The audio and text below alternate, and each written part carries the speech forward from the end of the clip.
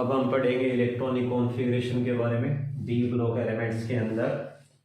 तो हमें पता है जो इनका जनरल इलेक्ट्रॉनिक कॉन्फ़िगरेशन होता है डी ब्लॉक एलिमेंट्स का, वो क्या होता है n-1 डी 1 to 10 और ns 0 to 2 दे रखा है। ठीक है, तो हमें पता है कि अगर आप इलेक्ट्रॉनिक कॉन्फ़िगरेशन देखोगे तो जो s ऑर्बिटल जो होता है ना, उसके अंदर लगभग क्या है अपने को 2 इलेक्ट्रॉन देखने को मिलेंगे, बट कुछ एक एक्सेप्शन है उनको छोड़ के। ठीक है, जैसे अगर आप देखोगे तो इसके अंदर हमें एक्सेप्शन में यही दिया है क्रोमियम और कॉपर, बाकी तो इसी पैटर्न को फॉलो करते जाएंगे। ठीक है, वो भी ट्रांजिशन सीरीज के अकॉर्डिंग। ठीक है, फर्स्ट ट्रांजिशन सीरीज है तो हमें पता है कि उसमें फोर्थ फील्ड लेके चलेंगे तो उसके अकॉर्डिंग इसमें इलेक्ट्रॉन की फीलिंग होगी।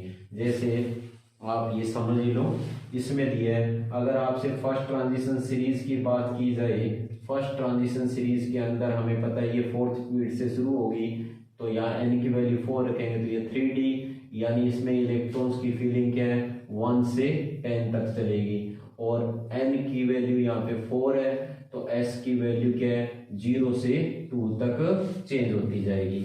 इसी तरह सेकंड ट्रांजिशन सीरीज के अंदर अगर आप देखोगे तो n की वैल्यू यहाँ पे क्या आ जाएगी, अगर 5 आ जाएगी तो क्या होगा यहाँ पे 4d आ जाएगा, और यहाँ पे 5s की वैल्यू 0 to 2, इस तरह चलता रहेगा।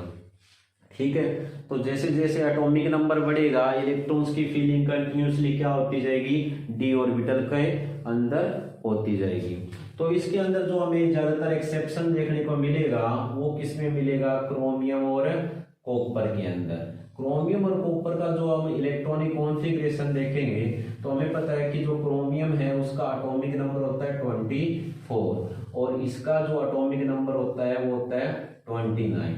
तो हमें पता है कि इसका इलेक्ट्रॉनिक कॉन्फ़िगरेशन अगर हम लिखेंगे तो आर्गन 3d जो हम लिखेंगे 4 और 4s2, जो कि स्टेबल नहीं है। क्यों? क्योंकि अगर आप इसमें देखो तो जो 3d और 4s जो ऑर्बिटल होता है ना, इसके अंदर जो एनर्जी डिफरेंस होता है वो क्या होता है, कम होता है। इसलिए जो इलेक्ट्रॉन्स हैं वो क्या है, मैक्सिमम जो टाइम है वो कहाँ पे स्पेंड करेंगे, यहाँ पे डी ऑर्बिटल के अंदर, जिससे कि डी ऑर्बिटल जो है वो क्या हो, हाफ फिल कॉन्फ़िगरेशन अटेन कर सके। तो इसलिए क्या होगा, जो इलेक्ट्रॉन्स है उसकी क्या हो जाएगी, रीअरेंजमेंट हो जाएगी, और ये क्या है 3d5 4s1 electronic configuration gain कर लेगा, जिससे क्या हो एक स्टेबल इलेक्ट्रॉनिक कॉन्फ़िगरेशन आ जाएगा। इसी तरह कॉपर के अंदर अगर हम देखें तो इलेक्ट्रॉनिक कॉन्फ़िगरेशन बनता है आर्गन, ये आ जाएगा 3d10 और 4s1। ठीक है, जबकि ये इलेक्ट्रॉनिक कॉन्फ़िगरेशन स्टेबल नहीं है। क्यों? क्योंकि दोनों के अंदर दोनों जो ये अपने को दे रखे हैं सेल 3d और 4s, इनके बीच में एनर्जी डिफरेंस कम होने के कारण जो इलेक्ट्रॉन्स हैं वो अपनी पोजीशन चेंज करेंगे और एक स्टेबल इलेक्ट्रॉनिक कॉन्फ़िगरेशन गेन कर लेंगे। ठीक है, लिखते तो हम ये हैं 3d9 4s2। ठीक है, जबकि जो स्टेबल होगा वो होगा 3d10 4s1।